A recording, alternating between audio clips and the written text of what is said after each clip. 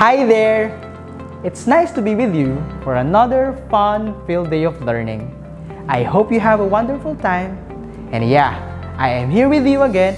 I am Sir Arman J. Desquison, your teacher in Introduction to the Philosophy of the Human Person from Putlod, San Jose National High School.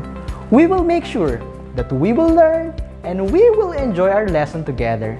So make sure you have your pen and paper with you, okay? So because once again, we will explore the world of philosophy. So what are you waiting for? Let's get to it. Let's try to put our bright minds to a simple review exercise. All you have to do is to determine which form of society is referred to by the following statements. And here are the choices. Letter A, hunting and gathering society. Letter B, pastoral society. Letter C, horticultural society.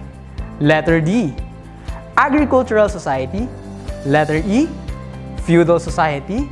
Letter F, industrial society. And last but not the least, letter G, post-industrial society.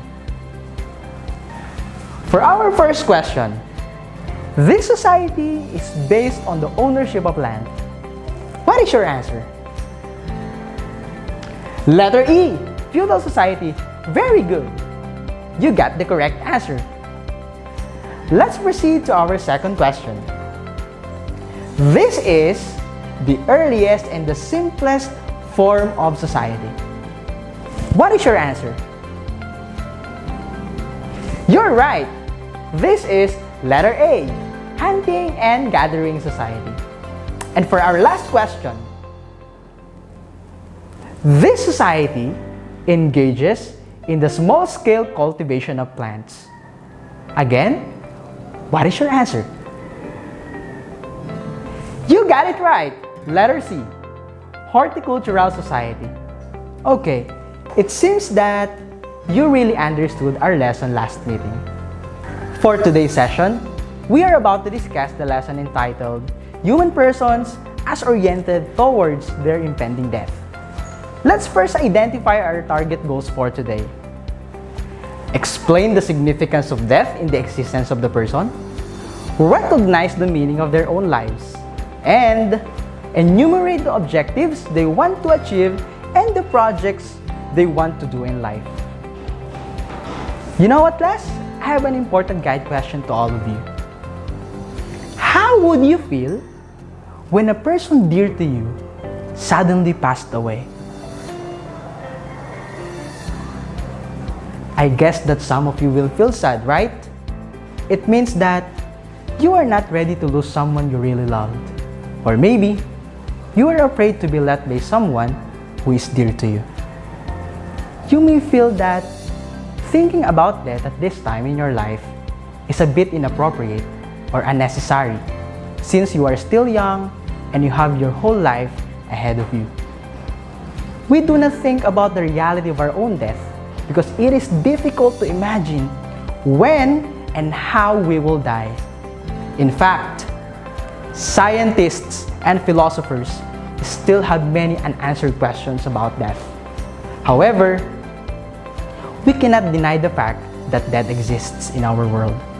We may have seen our beloved pets die, experienced the death of a family member, relative, or an acquaintance, and have heard of news about death in television and other media.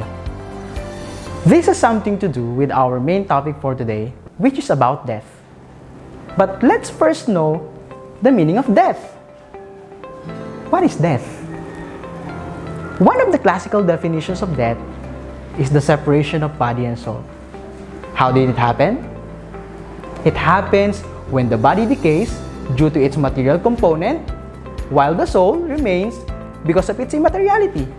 On the other hand, others believe that when man dies, everything disappears, because for them, soul is non-existent. It is true that a person's spiritual nature allows him or her to transcend his or her temporality and physical limits. However, we also cannot deny the material nature of the person, that he or she is still bound by the same laws of nature and reality, that apply to all objects in existence. Everything that came to being in this universe will eventually come to an end. We are born into human life.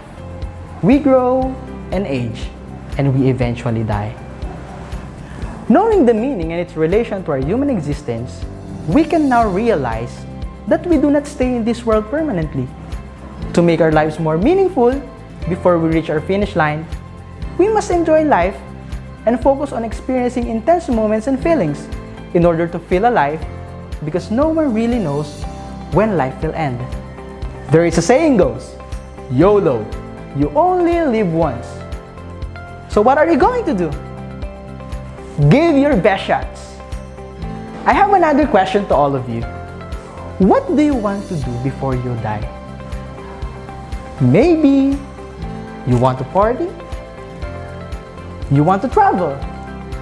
You want to get married? And of course, I know that you want to become rich. Yes, we will enjoy our living. But take note of this. It does not mean that when we set our wants or goals, we do have absolute freedom. We should always look at our limitations by considering these two guiding questions. Number 1, is it good? Number 2, what will be the effects of my actions to myself and others? Like, you want to party, but it's not allowed due to pandemic. Let's try to analyze the situation. Many of us really want to party, and there's nothing wrong with that. However, let us bear in our minds that we are in the middle of pandemic, wherein if we socialize, we might acquire and spread the virus, and you will see the cause and effect of your own action.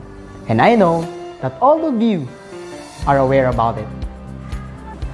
So now, let's do our activity. I know that you have your pen and paper with you.